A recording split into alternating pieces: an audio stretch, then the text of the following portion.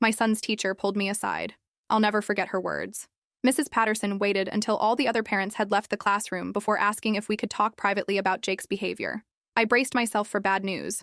Jake had been struggling since his dad and I divorced 6 months earlier, and I'd been getting calls about him acting out in class.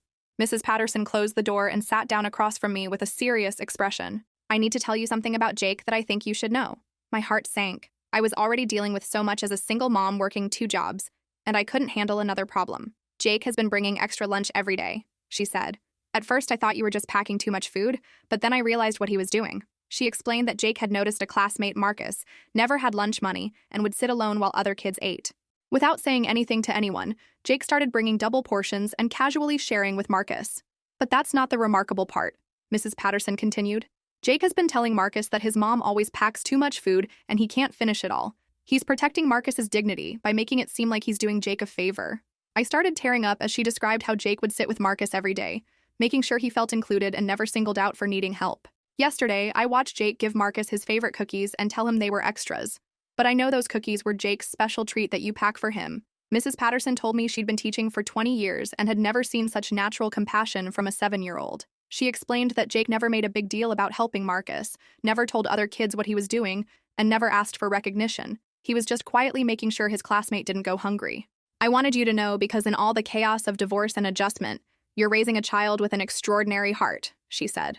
That night, I asked Jake about sharing his lunch. He shrugged and said, Marcus looked sad, so I wanted to help. But don't tell him it's help, okay? I don't want him to feel bad. Mrs. Patterson also told me she'd been quietly observing other interactions between the boys. When Marcus couldn't afford the book fare, Jake had convinced him to help him choose books, then left one of his purchases in Marcus's backpack, as if by accident. During art class, Jake would always claim he'd made too many projects and ask Marcus to take some home, even though Mrs. Patterson could see Jake working extra hard to make enough for both of them. The most touching moment came during show and tell when Marcus had nothing to bring. Jake pretended he'd forgotten his item at home and asked Marcus to be his partner, sharing the presentation time so Marcus wouldn't feel left out. Mrs. Patterson said she'd started documenting these moments because she wanted to nominate Jake for the school's Kindness Award, but Jake had asked her not to make a big deal about it because he didn't want Marcus to feel embarrassed.